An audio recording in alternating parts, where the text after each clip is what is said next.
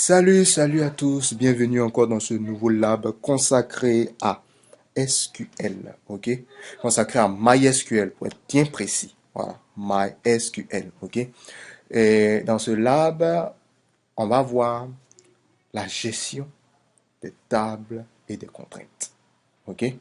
Normalement, c'est la gestion des contraintes qu'on va voir. Oui, la gestion des contraintes, ok? Donc, gestion des contraintes et des tables, c'est le nouveau chapitre.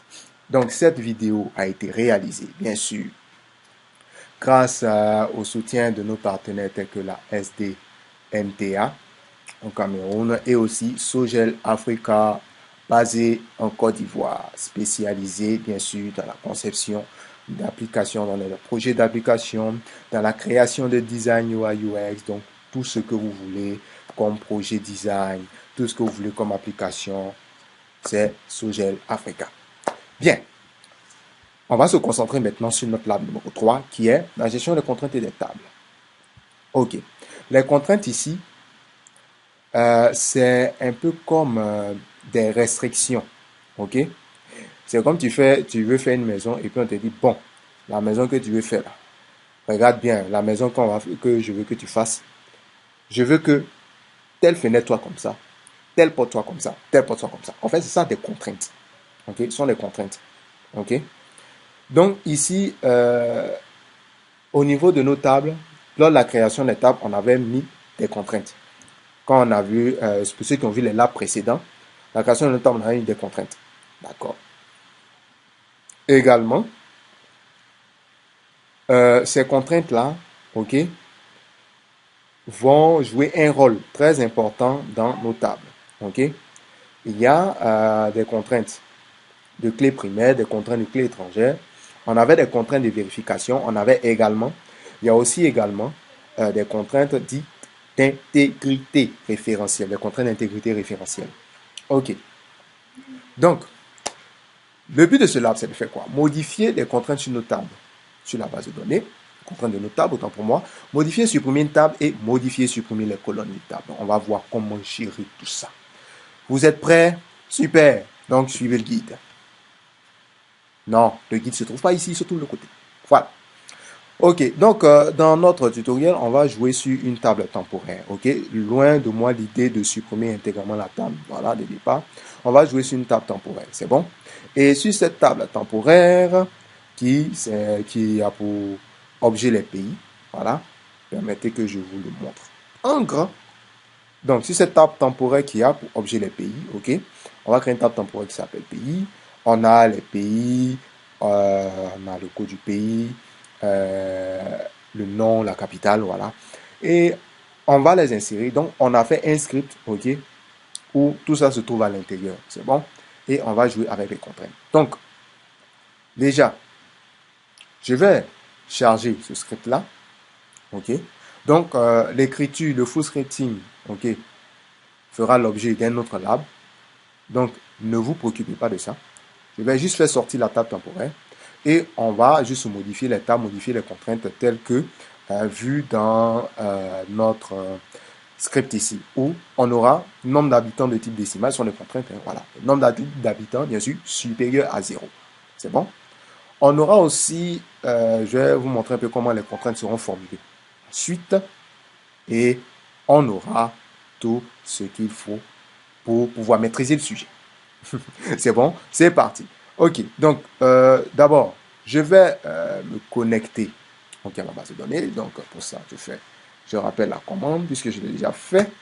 Ok, donc je vais juste charger mon script. Ok,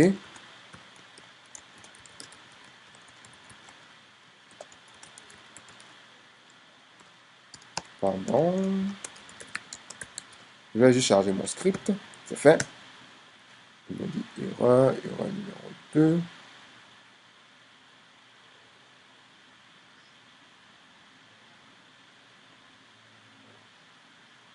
Oui, c'est ça. C'est le nom du fichier. J'espère ne pas m'être trompé. C'est ça.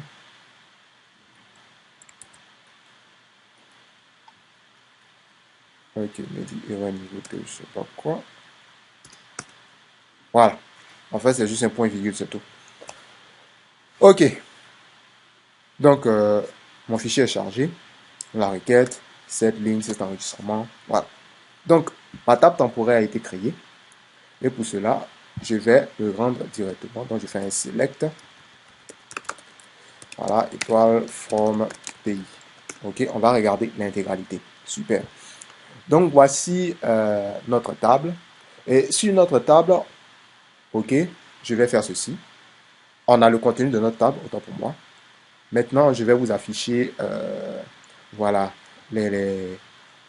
comment est-ce que ça a été fait. Donc, show, create, OK, table, pays.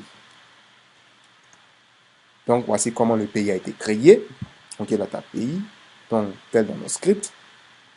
OK, donc dans notre script, on a un note null avec auto-increment. Je vais l'afficher ici, pour que ce soit plus clair. OK, donc vous avez un note null, OK, pour le nom du pays. Dans le code pays, vous avez une clé primaire et vous avez l'option auto-increment. Donc, voilà. Vous avez la capitale qui est Varchar, donc on peut avoir des pays sans capitale. La preuve, nul. OK. Donc, on a fait un insert into pays. Donc, on a rentré tous ces éléments. OK. Dans le insert into, regardez, il y a un apostrophe. En fait, ici, pour tout ce qui est caractères spéciaux, on a besoin d'un caractère d'échappement, même en ligne de commande. Tout caractère spéciaux, OK, on aura besoin d'un caractère d'échappement. Parce que s'il n'y a pas de caractère d'échappement, vous allez faire de grosses erreurs dans votre base de données. Et ça, c'est quelque chose de primordial, quelque chose d'important. OK. C'est bon. Maintenant, ce que je veux vous montrer ici, qu'est-ce que c'est? Ce sont les contraintes. Voilà. Au niveau des contraintes, le nombre d'habitants doit être de type décimal. OK? Également, le nombre d'habitants doit être supérieur à 0. Donc, on ne veut pas avoir des pays avec 0 habitants. Voilà. Donc, vous connaissez la suite. Donc, comment on va modifier ces contraintes-là? OK? Comment on va faire ça? C'est simple. Déjà, la modification va se faire avec un mot-clé de SQL qui s'appelle alter. Voilà. Alter table. OK? Alter table. C'est bon?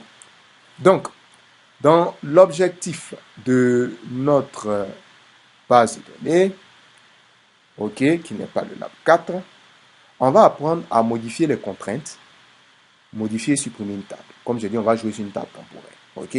Mais le script, je peux le rappeler autant de fois que je veux. C'est bon. Donc, pour la modification des contraintes, comment ça va se faire? Modifier les contraintes, on va utiliser le mot-clé add constraint, mais on va l'utiliser en utilisant alter table. OK? Alter table. C'est bon? Super. Donc, on va la modifier en faisant ceci. Alter table. C'est bon? Le nom de quelle table? La table pays. OK? C'est pas terminé. Maintenant, je fais un add. Add quoi? Un add constraint. OK? On va ajouter une contrainte. Hein? Constraint comme ceci. C'est en anglais. Hein? Donc, si tu as séché le cours d'anglais à l'école, c'est pas ma faute. Voilà, ça te rattrape aujourd'hui. Add constraint. OK? On va ajouter le nom de notre contrainte. Notre contrainte ici, c'est quoi? C'est une contrainte de vérification. Parce que si on se rappelle, on avait dit quoi? Non, plutôt, oui, contrainte de vérification. Mais avant, il y a quelque chose qu'on a oublié. Avant d'ajouter les contraintes, on doit ajouter une colonne. J'avais carrément oublié ça. OK? J'avais carrément oublié. C'est une colonne qu'on doit ajouter. Donc, alter table pays, c'est pas add constraint, mais add colonne. Comme ceci. En fait, pourquoi? En ajoutant la colonne, on va ajouter un autre champ à notre base de données. Aussi simple que ça. OK? On va ajouter un autre champ à notre base de données. OK? Donc, pour cela, on avait écrit add colonne. La bonne formule, c'est plutôt add. OK? Add. Entre parenthèses, pas add colonne, même si c'est pas tout, mais en réalité, c'est add. Voilà. Add. Entre parenthèses, je vais préciser maintenant ma nouvelle colonne. OK? Qui est quoi? NB, habitant. OK? NB habitants, qui est quoi? Le nombre d'habitants. OK? Qui est le nombre d'habitants. C'est bon? Nombre d'habitants, en parenthèse, d'abord, il est de quel type? Nombre d'habitants de type décimal, ou bien, je vais prendre le type entier, donc integer, comme ceci. Et je vais préciser une valeur, combien de chiffres? On peut avoir 9 chiffres. OK? Voilà, un chiffre plus grand. Donc, nombre d'habitants entier, 9 chiffres. Et c'est pas terminé. Est-ce qu'on a le droit de lui ajouter un default?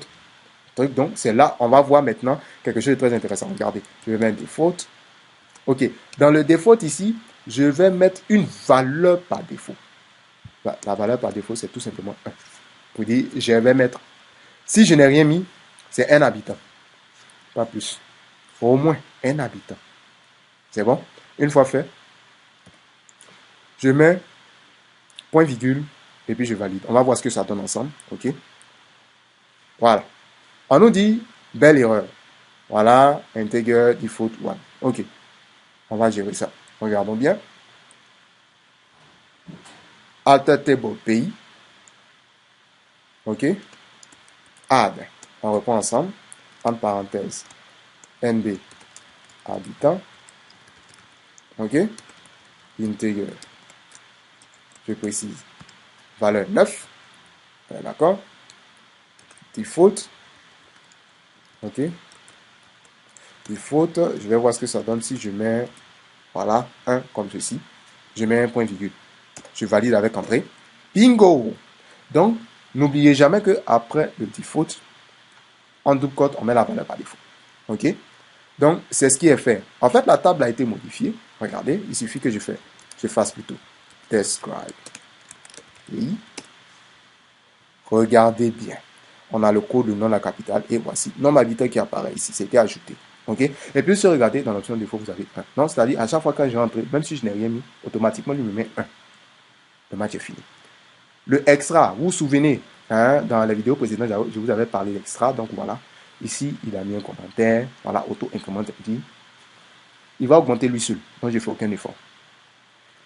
Super. Maintenant, on a ajouté nos contraintes. Donc, si je fais select étoile from pays, OK, automatiquement, regardez le miracle. Tout le nombre d'habitants, eux tous, ils ont eu 1. C'est-à-dire, au moins, dans un pays, il y a un habitant. Donc, voilà comment on a ajouté la contrainte. Je rappelle encore. Je rappelle la commande ici.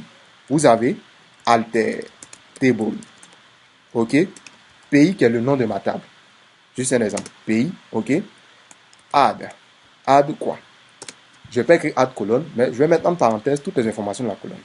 Donc, add, en parenthèse, le nom de la colonne, OK, que je baptise colonne 1, espace, le type. Je mets son type, ça peut être un integer, ça peut être, donc, par exemple, un char, et puis je mets, voilà, 2, OK. On peut ajouter un, regardez, et puis après, je vais vous laisser un petit truc, vous allez faire ça. C'est juste, je vous montre ça d'abord, voilà, et puis maintenant, vous fermez la parenthèse, vous validez avec entrée, c'est fini. Ok, si vous avez des trucs à ajouter à l'arrière, vous ajoutez. Le but du jeu est simple. Je vous laisse mettre la vidéo en pause. Et dans notre table ici, on va ajouter ce qu'on appelle PIB. Le PIB, c'est quoi? Le produit intérieur brut du pays. Voilà. Donc, le PIB qui est de type décimal. Ok? Donc, je vous laisse mettre la vidéo en pause. Et puis, on attaque. Bien, je crois que vous avez déjà fait. Donc, regardez un peu comment on va ajouter ça. OK?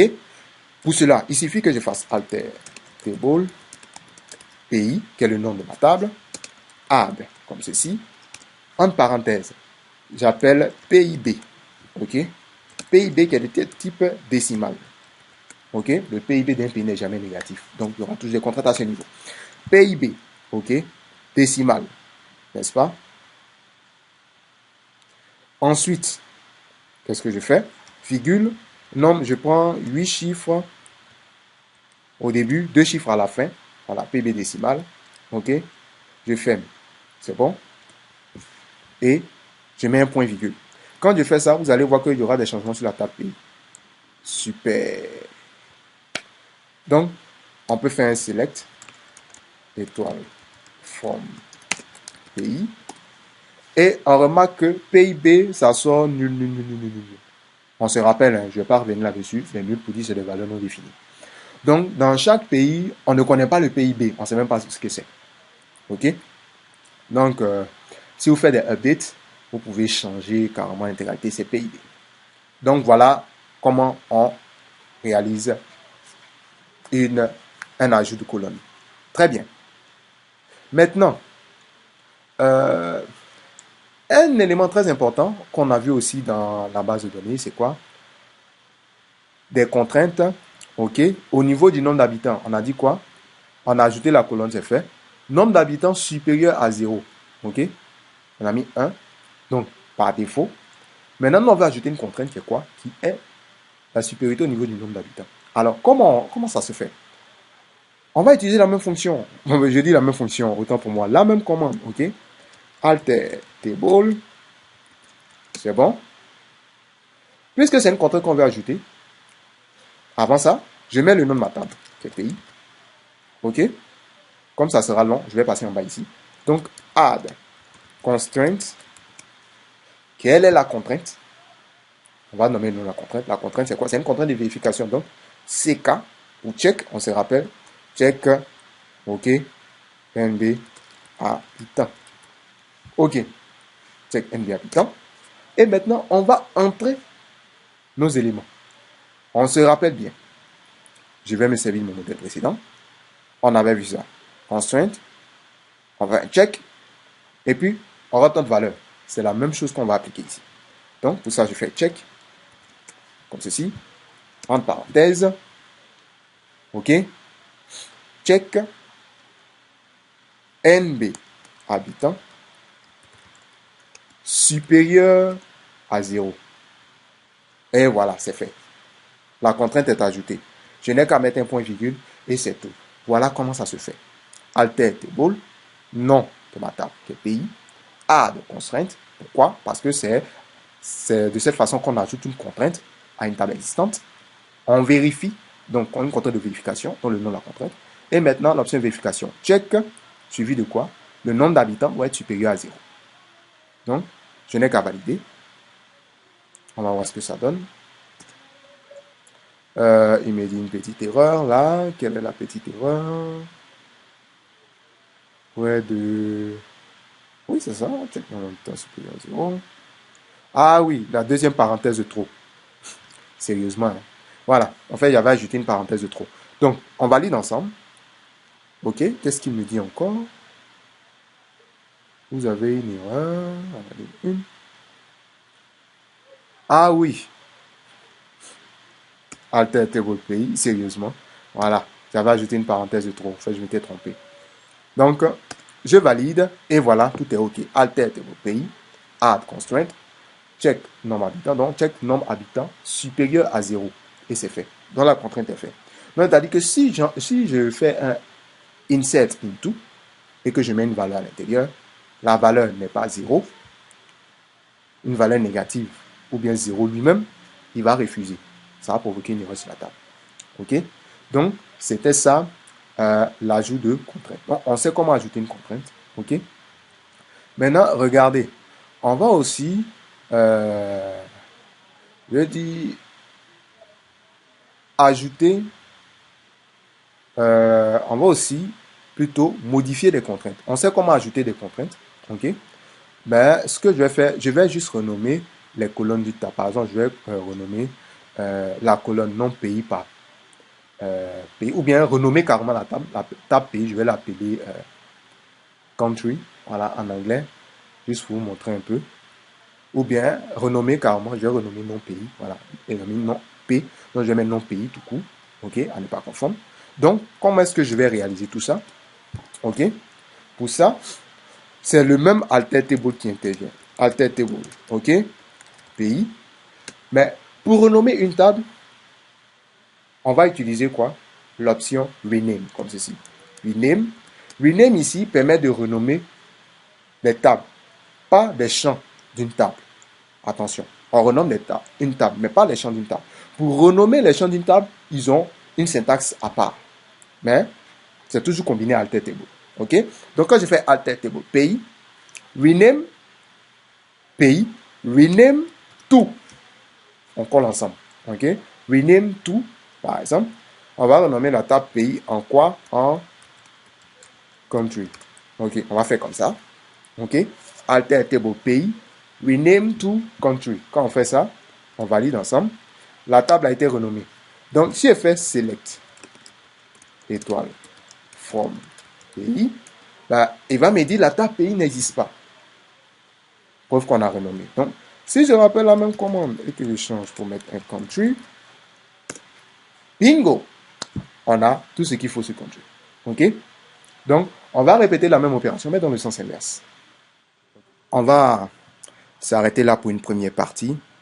Et dans la seconde partie, on va travailler le renommage encore, toujours sur le renommage des colonnes. OK? Renommer des colonnes, supprimer des colonnes. Et je vais revenir aussi sur les contraintes pour un petit détail très, très important. Voilà. Allez, donc, on se dit à plus pour une nouvelle vidéo.